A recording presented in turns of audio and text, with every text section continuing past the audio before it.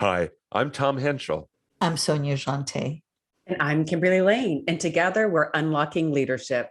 We're three experienced executive coaches with three very different disciplines. In every episode, we take a real question from a real client and provide key insights to address their challenges from our three different perspectives. It's a holistic approach to understanding challenges and opportunities within leadership. Let's get to it. Our first question is from Scott in Boise, Idaho. He says, what should we focus on to be effective communicators in this new hybrid workplace? And Tom, because you're the communication guru, we're going to throw it to you first. Okay, wow. I want to start by saying what I think hybrid means to me. Okay. So it's not remote. Like the three of us today, we're remote. None of us, right? There's nobody together. But hybrid is when some people are in a room together and some people are not, and they're wired in remotely. So the first thing that I want to talk about, and I would talk about two things, but the first thing that I want to talk about is just literally managing the video part of it, that hybrid part of it. And when you have to deal with virtual, in order to be effective, I think you have to think about three things. Ready? Sorry, here we go. A little list, okay? So brace yourself. The first one is just literally just managing the frame. You know, there's some people who are hard to see or they sit way far back from their lens. And so they're tiny even, and then you put more people on the screen and they get tinier and tinier and you can't even see them. I think managing how you look and that we can see you is important. Mm-hmm. Another thing that's just critical for the people who are remote, if they cannot hear the people in the room, everyone is screwed. It's like, and the problem is, I mean, look, I've seen it solved all different kinds of ways. I've seen it, I facilitated a meeting that had 60 people in a room and I was the only guy remote, but there were two runners in the room with handheld microphones. And so I could actually facilitate in real time because I could hear them. But, you know, in a room like that, a lot of times you're just, the person who's remote can't hear anything. Or in a conference room where there's a lot of crosstalk, then the people who are remote can't hear anything, right? I mean, it's making sure that the sound in the room for the group of people is good. That's number two. And then number three is really, I think you got to talk shorter because there's just no energetic connection.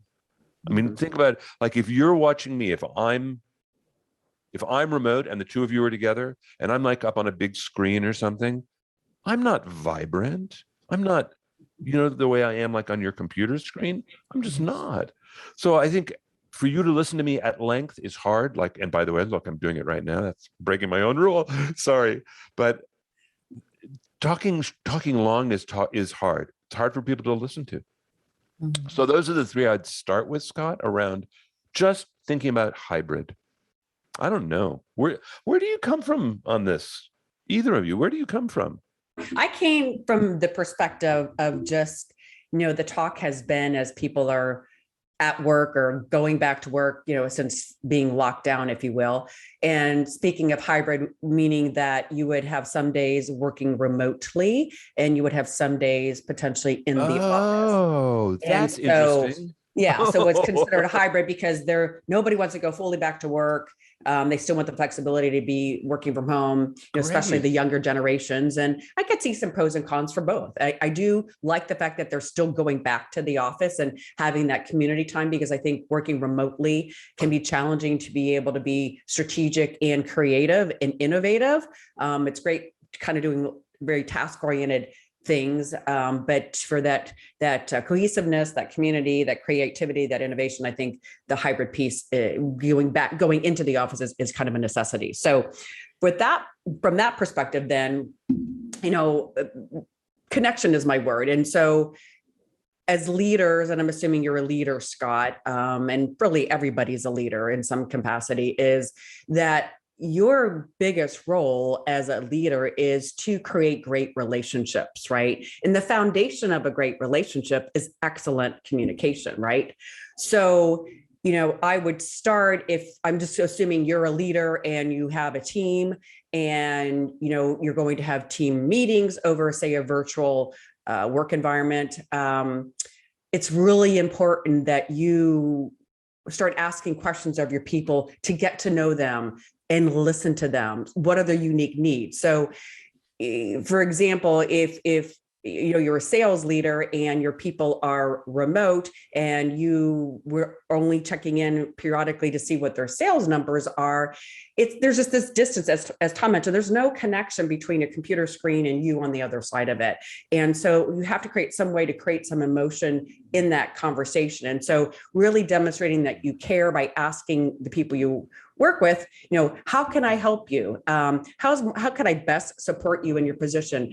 Being vulnerable is probably the second piece of it, that, hey, I'm having a difficult time right now, like yourself, hopefully, or maybe not, as far as working from home. I find I get distracted easily. I get burned out pretty quick. How are you doing?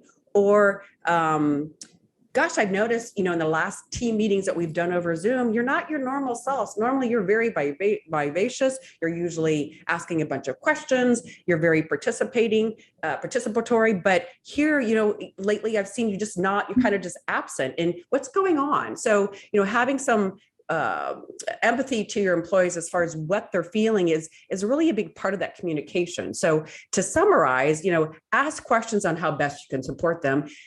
2, have empathy and ask how they're really doing working in this hybrid environment. What would they like to change? And 3, make sure you're providing a safe opportunity for them to discuss what their challenges are working in this hybrid environment, because we've got distance between us, not only from travel time, but just what it happens between a computer screen and you as a person, that whole connection piece dissipates and is actually not there. So that's where I'll start.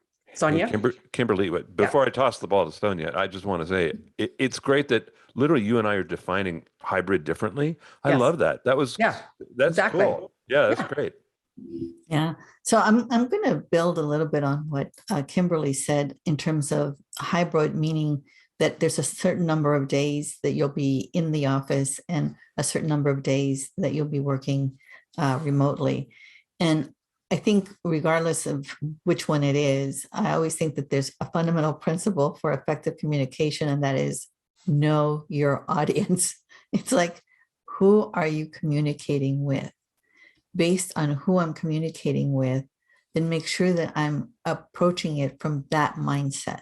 I think that one of the things that I was considering, if I was in leadership right now and there was the opportunity of going back to the office or having days that you're not in the office, I would leave like the heavy materials that require either challenging and conflict conversations to the ones when you're in person, where you can be all in the same room, or you can be evaluating the data together so that you can be using it to explain and to further, knowledge and information, and then leave the other kinds of topics to when we're having to communicate remotely.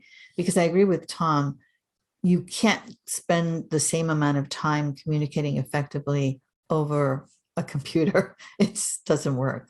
So it isn't where you just have to say yes or no, but that would be my suggestion is let's make sure that we know who we're discussing things with. I know for a fact from talking to different leaders who've had to work remotely the entire almost 2 years, that they have created certain kinds of patterns and routines within their core team as they get on to try to maintain and grow that level of connection that they had before, besides the traditional, like, okay, we're celebrating somebody's birthday, but they keep each other so well informed about what's going on in their lives that it's helpful. So I'm going to share something that as an executive coach, I have done for the 23 years that I've done it. When I start working with an executive, it is not unusual that I won't be talking to them except every other week. And I'll maybe talking to them for an hour, hour and a half. And I want to use that time really effectively with them. So I tell them from the very beginning, once we start working together, there's one question I'm going to ask you or 2 questions I'm going to ask you every single time at the beginning of the meeting. It'll help me decide how I'm going to approach the subject. And the question is, anything new, anything different? And this is the opportunity for them to share with me, this is what's new, this is what's different. for me, I call that the just-in-time coaching moment, so that I can come in with the relevant information or the relevant ideas or discussion for what is top of mind for them at that point in time. That doesn't mean I don't have an agenda of other things that I want to discuss, but I think it's about how we use others' time in terms of how we share ideas and information in the context of the two different environments that will make you an effective communicator. Wow. Yeah. It's really interesting. Go ahead, Kimberly. Yeah, and I'd add to that, just because you're talking about coaching, and when I think of coaching, sometimes most of the time it's one-on-one, right? So for Scott, I would highly encourage that when your team or individuals are in the office, that you carve out some one-on-one time, whether it's over a cup of coffee, over lunch, early afternoon beer or whatever, whatever it might be that works for you and your schedule, but really carve out that one-on-one time to get to know your people and ask the questions. How are you doing? How are things at home? You get to, a lot of people feel that starts to get evasive, but people really want to know that you care. And by asking what goes on in the world outside of work shows you care and really have an interest. And I think that helps build the trust, that helps build the relationship and the bond and the connection that's going to get you through when you're having to do this over a Zoom or having team meetings over a Zoom or virtual platform, if you will, and can stay connected to your team. One of the things that is really interesting to me right now is everybody that I touch, all the different businesses that I kind of parachute into, everybody's doing it differently. Mm-hmm. It is really interesting. A lot of different solutions, a lot of different drivers, a lot of different ways that the leaders communicate about the decisions. It's just like, whew, man, it's fascinating. So I think what both of you are talking about is so important. Partly because my sense is that everybody's got very different experiences going on right now. Mm-hmm. Like, I know some of my people who are traveling like they used to. They're on the road 3 weeks out of the month, and I'm like going, wow, there are not many of you anymore, right? Because I used to know a lot of people like that. Not any, so it's all just different. And some people are still at home and still got kids or whatever it is, right? So it's just interesting, this whole hybrid thing. I think everybody's at a different place, and asking the kind of questions both of you are talking about like, really, how are you? And showing some interest in how you're managing the hybrid thing. I think it can be a great conversation. Yeah, I do. For the people who are not back together yet, I want to just say one thing, and this is my experience, but I know I'm not alone, because I've talked about others with this. I think when you work remotely, it's really easy to back things up one behind another, because everything kind of starts on the hour. And what I find is nobody ends early and nobody starts late. So it's like you get no break, no mental break, no anything. And because there's no energetic exchange, if you're remote, it can be a great meeting, but it's not like when you're in a room of people and everybody's going like, that was great. You don't get that. Or even if that happens, you can't feel it. I think getting some kind of break, getting out of your chair, turning the video off, really like changing the way your brain is happening, and then come back again, even if it's 15 minutes, I think it's really important in this hybrid environment. Give people a break. Don't book them back to back to back to back. Yeah. That whole energy exchange is missing. You're dumping all your energy into the computer screen, and it's exhausting because you're not getting anything back that you get when you're in person with people. You feed off everybody else's energy and excitement and conversation, and it's just so lacking. It's very draining. I agree. So taking a break is important. Yeah, I thank you for bringing that up. It's so important how we use our time. The other thing that I wanted to mention that I think is interesting regarding that, Tom, you alluded to the fact that everybody's doing it differently. Take advantage of this time where we're all in the invention room together. So there is no one formula for how to be an effective communicator. There is a formula there. You can tailor that formula to what works in the environment you're in, more so than ever before. So give yourself the opportunity to be creative and to identify maybe something that isn't happening as much as it could have or that it should have in the past. One of the things that I recommend, there was a company that I used to coach at in which the two top leaders, they couldn't be more different. One was a strong extrovert, the other one was a strong introvert. And so the people really felt a strong connection to the introvert because what did he do most of the time? He listened.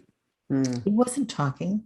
So they're like, yeah, so-and-so really understands me. And then I went and I go, how was it? He goes, I was just trying to like keep myself together when they were saying what they were saying. So back to never forget to be yourself, but know that right now we are living in times and circumstances where you can invent, reframe, reinvent. And that's totally okay to be doing that. And it's hard. It's hard to do. Mm-hmm. Yeah. What is hard, the reinvent or the yeah, I think it's hard in the middle of the transition and things are changing all around you and you're feeling a little out of balance to also be learning. It's hard to remember that. I think, and especially now when things are chaotic, I think a lot of people are kind of wanting to get a grip on things, get some order in the world. Mm-hmm. And it's hard to approach things as a learner when that's your goal. Right. If I'm going to get everything in order, I'm not in learning mode. Mm-hmm. Maybe, and I do, you hit something that I think is very important and that I think that one has to be clear about is what are the times we're living in?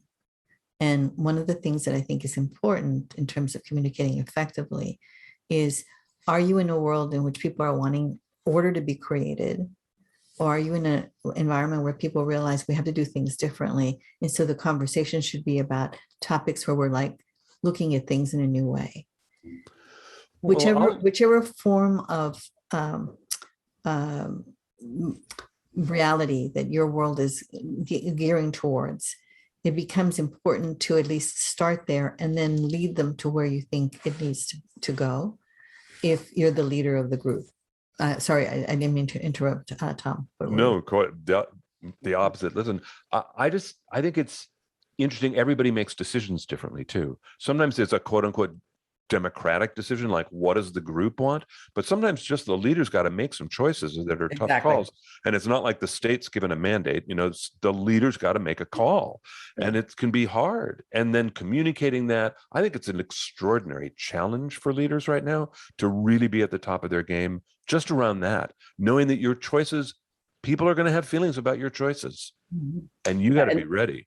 Yeah. And I find in my clients right now, a common theme that they're wanting to learn to deal with is this constant change, number one, but just the level of uncertainty they have to deal with on a daily basis. And really conceivably, it's going to be that way for a long time. You're not going to have all the answers and you're going to have to be able to make a decision regardless of that. Right. And so just that letting go of the need to have everything in order and everything right, or have everything checked off, or having enough resources to make the decision, it's not there. People are looking at you as a leader to make a decision based on what little information you have and this level of uncertainty. So,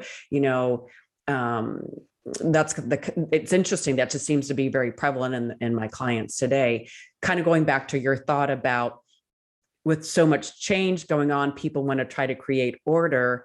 I also see, though, sometimes when there is already so much change, what the hell if I also just throw something up and make change too? Because it's kind of like you're already in the change mode and you're like, might as well change this up too, right? And I think everybody's kind of, what's the term? Like they're aware of it and they're kind of already have their knees bent. So it's much easier to kind of throw something else in for change because nobody's expecting things to be like they were yesterday because we're all going through it. Does that make sense? So I guess it does. And I think that's I don't know. I find that a much more attractive response when I'm on the receiving end, right? Where somebody goes, I don't know, let's try. I don't know, and it's great. And it is that idea of, necessity is the mother of invention and you get creative. I cheer for those people. It's nice. Yeah, I think that's the one thing I will say that I think is true, regardless of whether we're living in this time or not, or hybrid or not, is in general, people who work on a team want to know the direction in which they're headed. And so leave very few conversations in limbo. Try to arrive at some kind of a, this is the next step, or here's what we concluded today, or here's a decision we're going to make. Oh. If you leave people in limbo, as one of my coaching teachers taught me, limbo is the cruelest state, because Yes. you just never know what to expect. And it allows for your little voice to start going and everything. So that's my only advice, is try to bring some kind of a ending point, conclusion, next step or something when you are communicating to be effective. Especially hybrid. I think that's great, Sonia, that idea of summarizing to be sure everybody's getting it, because everybody doesn't hear it the same way. That's great. Yeah. And on those same lines, it doesn't hurt to over communicate. It always comes to mind, when there's a buyout or a merger, everybody's always concerned about their job, their career. Are they going to be around? And so it's really important from change management that the leadership really over communicates about what they feel is going on, or everybody's going to have an opportunity to interview for their job. We're trying to avoid laying off anybody, whatever it is. But when we don't have the information as individuals, we make up the worst case scenario. And kind of to your point, Sonia, that the more you can give some kind of definitive next step, answer to a question, some point of information, even if it's, I don't know at this time, but I will get back to you by the end of the week and I will have an answer for you, whatever it is. But people want to hold on to something, especially during this VUCA we've talked about, the volatility, uncertainty, change, et cetera. So good point. Over communicate too. Yeah. The question I always ask myself after I finish something is like, so what was my action item? What is it that I'm owing somebody here? Me too. Oh my gosh. All right. Well, thank you so much, Scott from Boise, for your question today. We hope you, our viewers and listeners, got some ideas and insights on how to be effective communicators in a hybrid work environment. To our listeners, if you like the content we shared today, please like the episode and also share and subscribe to our YouTube channel, Unlocking Leadership askthecoaches.com. We look forward to reading your reviews. You can also find Unlocking Leadership Ask the Coaches on Apple Podcasts or your favorite podcast platform. If you have a leadership question or would like to reach out to our coaches, please email us at info@unlockingleadership-askthecoaches.com. We would love to hear from you. Thanks for joining us today. Tune in next time to find the keys to unlocking your best leadership.